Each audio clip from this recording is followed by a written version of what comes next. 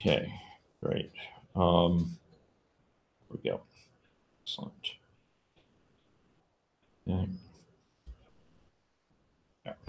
Okay, so ladies and gentlemen, we're going to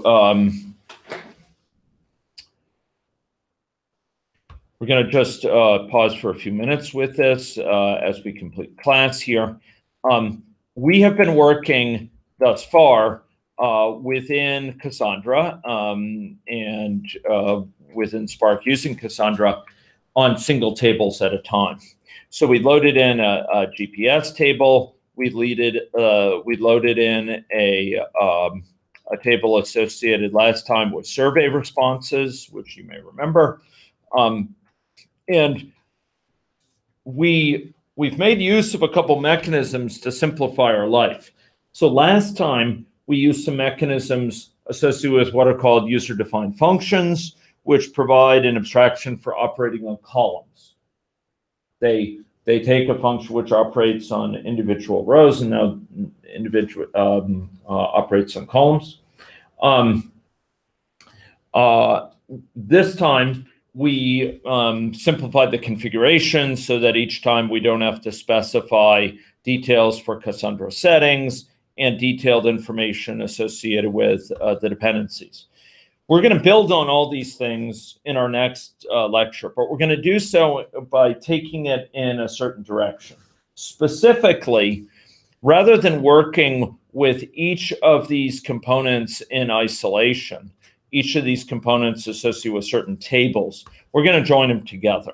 And in order to do that, we're going to radically depart from traditional database operations as pursued in SQL. And we're going to take advantage of, to be sure, Cassandra as a big data source, but also most notably Spark.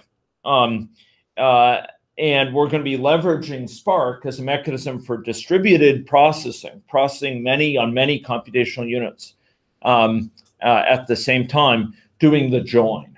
Okay, so if we were to go load in, each of these from each of these tables here,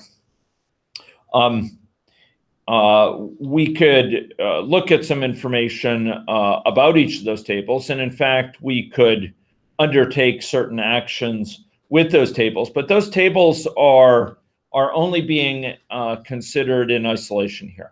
So we're going to find a way to join them together. And in order to just illustrate this, I'm going to make sure that both are loaded. You'll notice that this loads awfully quickly. Why is it loading so quickly? Why is that not taking a long time? After all, the GPS table has millions of rows in it, 7.95 million. Why did it load so quickly when I did that? Is it caching remotely? Okay, there is a request to cache. And that will make a big difference performance-wise in a little bit. But what else besides that? It's laziness. It's lazy. It actually hasn't loaded this yet. This should be called DSGPS here. It's actually lazy. It hasn't actually performed the operation until it needs to.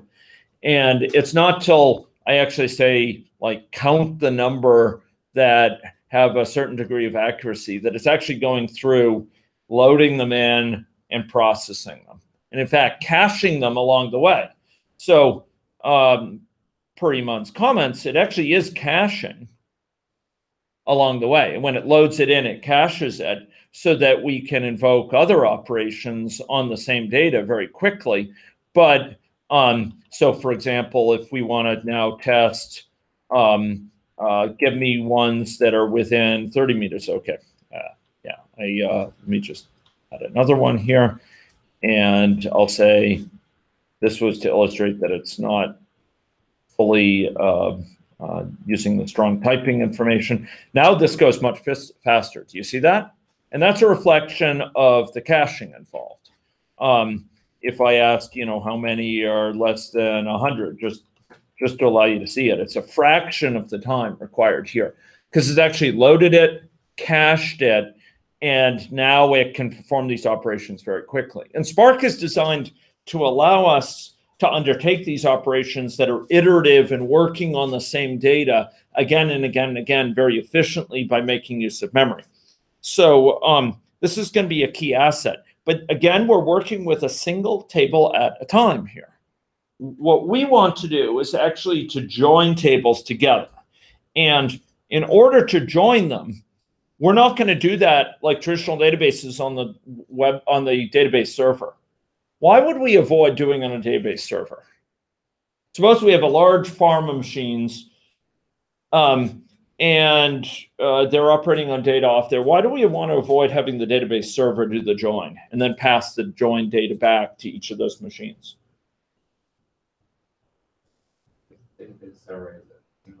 Exactly. It's a single point of failure, but it's also a computational unit, and it's going to be the bottleneck there.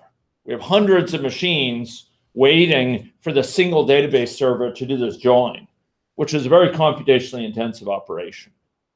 To do the join, to match up the rows with table X, let's say GPS, to match up the rows, say, according to user ID and date, or user ID and record time from DSGPS with corresponding records from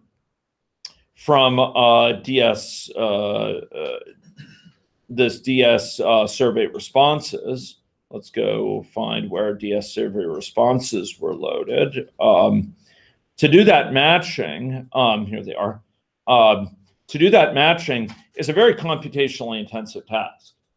And it's almost begging for distribution. It's begging for to be considered not just on one computational unit, but on many computational units to allow it to be done more efficiently and so on. So here, we're not going to be looking to a single point of a bottleneck with a database server. Instead, we're going to be performing a join on many machines. And the way in which we do that in Spark is we issue it as a command. And like other things, like this command, say, to filter by accuracy that we were just doing, that might be done on many cores, many machines out there in general. Okay, we could take advantage of many different units. If we do a map, similarly, it could be done on many machines at the same time, with each machine or each core takes a different subset of the data and performs a map on that subsegment. Similarly, same thing with filter. Same thing for things like collect. It can perform pieces and parts of it, and it has to piece the results together. And even something like reduce, we can speed it up greatly by doing the reduction in a savvy way that it can't be done because of the dependencies. It can't be done in isolation and then trivially compared, but we can do it. We could have machines sort of do successive subcomponents of the data and build up an answer by aggregating them. And the beauty of Spark is it's doing all this in the background. It's leveraging the different cores of the different machines. If we had a cluster here at our command. And so we're going to do something very similar for joining, ladies and gentlemen. And specifically, when we are doing a join, we're going to make use not of database join, like a right join or left join as performed by the database server. Instead, what we're going to do is we are going to join using the data frames directly. So one thing you may notice is if you do DSGPS, and we're not going to do it right now, but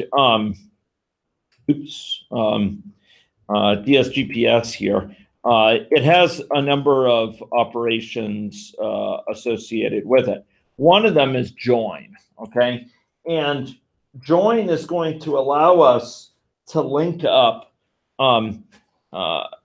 data in this table with data from another table based on certain criteria, okay? Certain criteria. And the criteria that we're going to be making use of next time are going to be criteria that involve, we need to make sure it's the same user ID. And then we're going to make sure that it's the same period of time.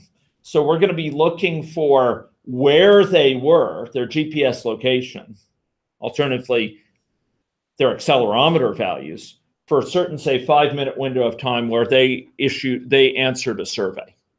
Okay. And the way we'll do that is via join. Okay. But we'll be joining on one or more aspects of their context. So we'll be joining, say, on the time slot associated with a given record. Because the time slot computation requires UDF, user-defined function, and so on, we're going to be doing that next time. We don't have time to do it today. But that join is going to be part of our code rather than just delegated to the database server. So we're going to be doing here something like doing a join with another table here, say DS survey responses. And specifically, we're going to be doing it in a way that uses certain fields, looking for those fields to be the same between them. Okay? So that's for next time. We've gone a bit over time here. Thank you for your patience today while we got that configuration going, but that will lay the groundwork for us to work a lot more efficiently in future sessions. We'll have that configuration information to connect to Cassandra. We don't have to worry about showing my password or yours. Okay? Thank you very much.